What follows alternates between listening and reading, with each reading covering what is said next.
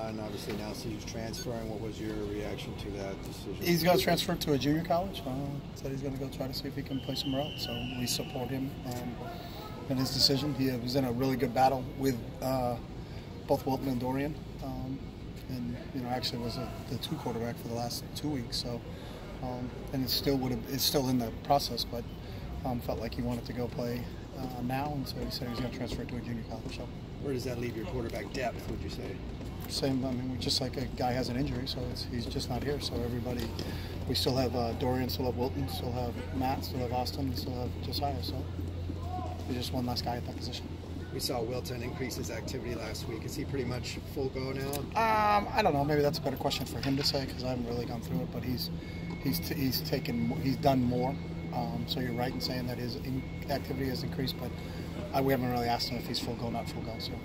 He won the job in training camp. Does that mean when he's fully healthy, he's your guy again? No, it just means that he won the job in training camp. So whoever gives us the best opportunity against Colorado or Washington or whoever we're going to play is going to be the guy that's going to play. School's starting, I guess, this week. Has anybody else said that they're leaving or intend to leave the team? I haven't had any conversations with anybody since Devon. So. Jalen was gone, I think, the last practice. Is he all right? Jalen's fine. He's here, day to day. We haven't seen. Sometimes when you don't see a guy, that doesn't mean they're not here. That just means they could be in the training room. They could be in the weight room. So. Right. What about Mike? Mike, same thing. He's out right now. All right. Pabico update. Pabico is day to day. What did you feel you got accomplished during this bye week, not having to prepare for an opponent? Well, we actually got some preparation for our opponent, which is what normally you do during your bye week. So we trained 2 days on the field, and we were.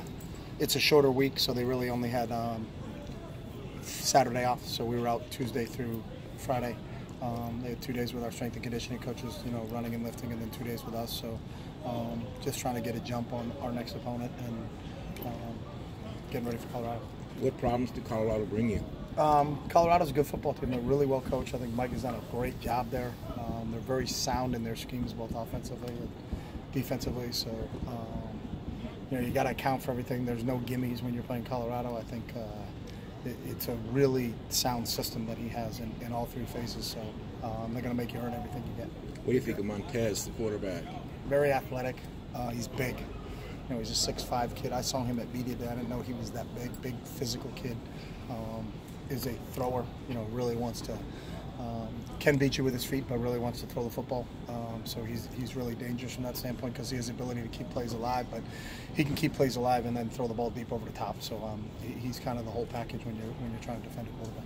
They've also got that receiver whose name I can't pronounce. How do you go about stopping? You have to pronounce his name for me to answer the question. Hold on, Chenault, Lavo, something.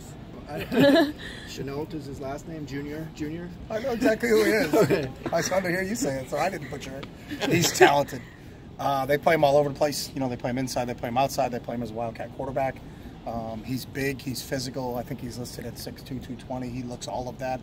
So he's tough. Not only is he strong going to the football and catching the ball, he's a real dangerous threat and run after the catch. Obviously, using him as a Wildcat kid on the goal line in certain situations, and then even upfield. He's a total package, and he's those first two games. Look at the numbers he put up in Colorado State and Nebraska. You're like, holy smokes! I think he was the leading receiver in the country after 2 games. So he'll have our full attention on Friday. Coach, obviously started off 0-3. Scott Frost is 0-3 at Nebraska, and Kevin Sumlin didn't get off to that good of a start. Do you think the media sort of overhypes the fact that, hey, there's a new coach and success is just going to happen overnight? I don't really care what the media does. So, and Scott's a good friend, and I know he'll get a turnaround in Nebraska, and I think Kevin's a really good coach too. But I don't look at what the media says or doesn't say, and I don't think Scott or Kevin does either. So. Caleb, I know you targeted him a couple times the other day, but he didn't have any catches. Is he a guy that you want to get more involved? I'm assuming. Yeah, everybody. I mean, we threw the ball to him a couple times. We've got to get everybody. I mean, we weren't great in the passing game on Saturday versus Fresno, so we need improvement from everybody in a passing game situation, so whether it's protection or catching the football.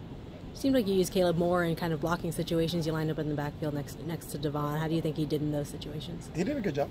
It's just he moves around. Our tight ends play various spots, so they can be in the backfield, they can be attached to the line of scrimmage, they can be detached as a wide receiver. You know, they got to be able to do all things, and so you got to be versatile, be a tight end, and Caleb's really versatile.